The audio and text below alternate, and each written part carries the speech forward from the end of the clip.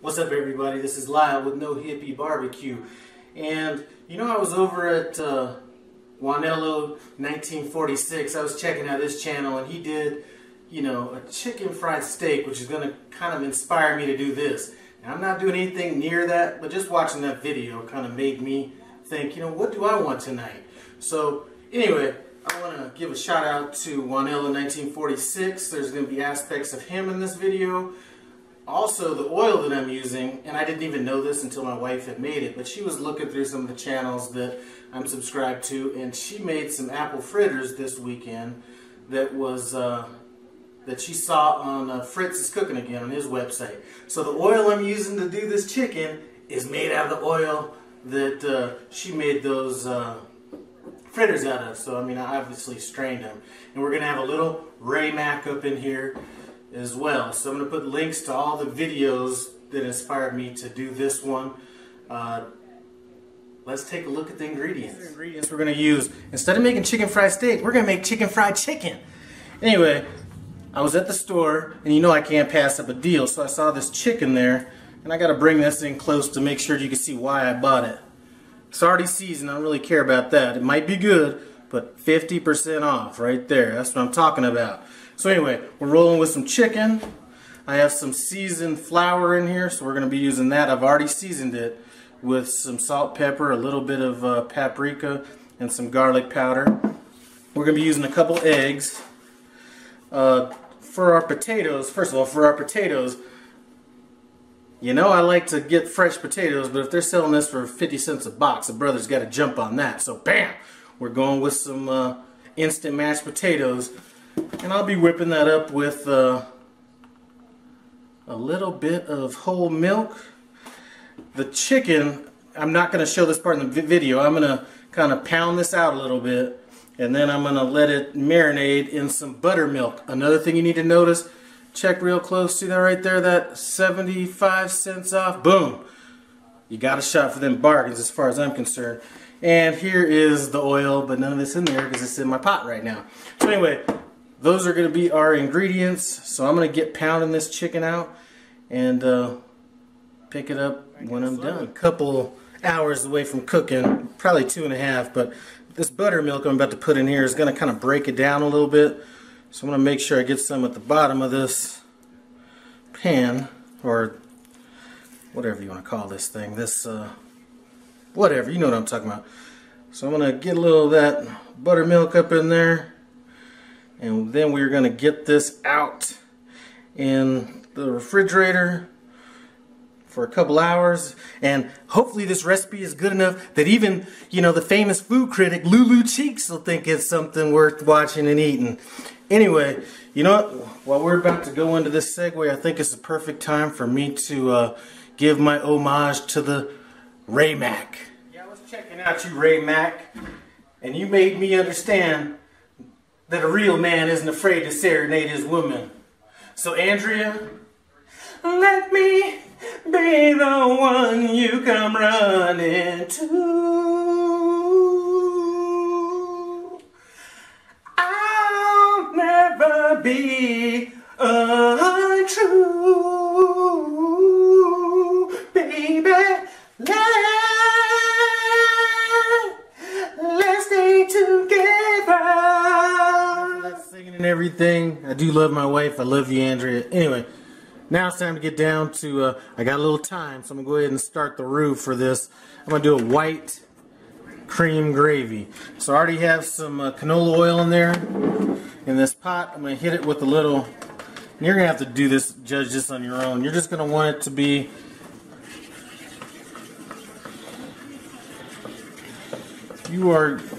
now I'm using this instead of a spatula. First of all, one, it's going to really let you know when the gluten's broke down in the flour, because you could whip up this stuff and you won't see any lumps.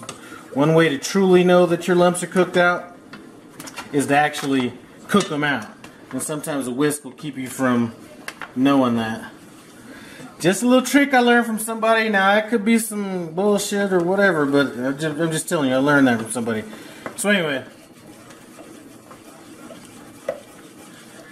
this is a good foundation for our gravy. I'm going to go ahead and let that cook. I'm not going to go for like a darker brown. Normally if I'm making a gravy, I do want to cook it, you know, completely almost peanut butter brown. In this case, I'm just going to make sure the gluten's broke down in it.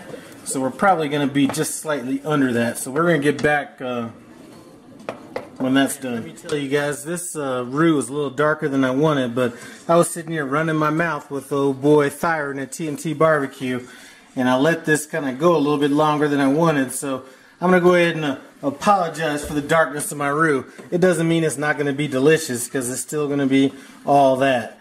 But that's really the reason I'm doing this, and the reason I'm doing this is to kind of hang out, you know, learn stuff from other people, and, you know, make some friends. I'm really not looking in to do much more than that.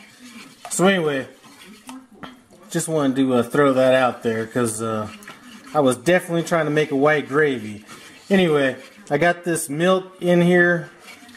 That milk should be good to go. I'm going to run over here, and I'm going to grab a little salt pepper mix and throw that in there. Now I'm going to check in my, let's get that salt pepper mix in there. I'm going to check and see if I have any hippie ingredients for my mashed potatoes, because I was thinking about knocking out like a black truffle mashed potato, but I think I might be out of that. And I sent my last batch to Daddy Cooks over there at, well, Daddy Cooks. Anyway, so I got this milk in here that's going to kind of thicken up a little bit here in a little bit, so we're going to pick that up in a little bit. By the time you see that, we should have some perfect gravy, and I should be ready to go ahead and knock out this chicken at that point. I got my gravy over there. That stuff is, that should be done. I may need to thin it out a little bit later.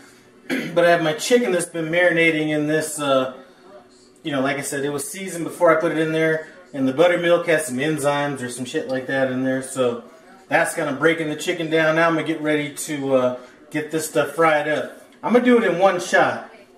Sometimes you'll see people like Juanelo, and hopefully the food critic, you know, appreciates what I'm doing with this, but we're just going to go ahead and do this in one shot. So I got my chicken here, it's been marinating, and I'm going to throw that in my flour.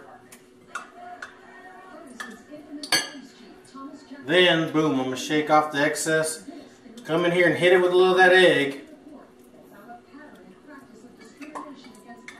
Alright, so I got that egg up in there.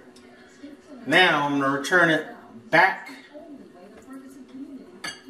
to this flour mixture. Hopefully Miss Lulu will appreciate this, and hopefully this this oil I got in here is going to pick up some extra flavor from Fritz's cooking his apple fritters. So anyway, I got that bad boy seasoned up, floured up. Now we're going to get it into this pan of oil. So I'm going to let that go for about 3.5 to 4 minutes on each side. Then I'm going to put it on a sheet pan, and we're going to bake that till it's done. Then we're going to start on these instant potatoes. You're going to be like, dang, I didn't know instant potatoes could taste that good. But you know what? They do. Don't half step on that. Seriously. That's one thing not to half step on. Anyway, we'll see you back in a bit. Chicken, I've already done a couple of these, but this is the last one. And if you can see, that is kind of golden brown right there.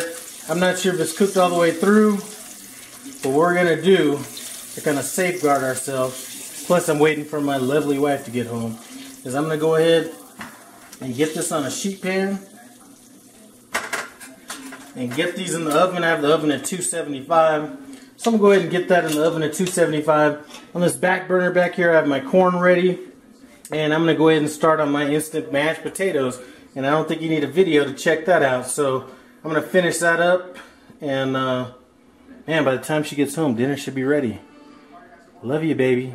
See you later. Waiting on my lovely wife to get home to enjoy this meal. But bang, right here, you got the chicken. That's been fried in the oven. Finished getting cooking or cooked. We got these mashed potatoes, these instant ones.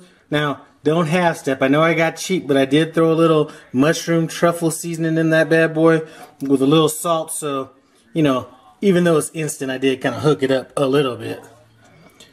Just a little corn, you know, corn is corn. Throw a little seasoning in that.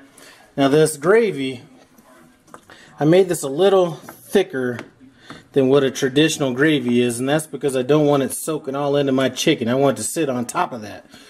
So anyway, the next thing I'm going to do is just get this stuff plated up, and this is going to be a done deal. Anyway, thanks for stopping by, and you know what? I do hope that, you know, Miss Lulu appreciates this, because I know she's an awesome food critic. So Lulu, give a brother a shout out, okay? Alright guys, I appreciate you guys stopping by my channel to take a look at this. I know it wasn't the most technical cook in the world. I know it was just some easy stuff, but I did look at Juanelo 1946's video and got inspired by his chicken fried steak. I did go by Ray Mack's video and saw him singing to his wife, so I decided to incorporate that. And Fritz is cooking again. I did not even know that my wife copied your apple fritter recipe, so all these things were my inspiration, and I gotta give shots out for that, because no matter how much you inspire me, I gotta give you credit. Like what I'm doing here at No Hippie Barbecue, it's all about fun, seriously. I mean, like I said, you can go anywhere and check out a recipe. I hope you're coming here to get a little bit of foundation with a little bit of fun. So if you like what I'm doing, do one thing. Comment, subscribe, check a brother out.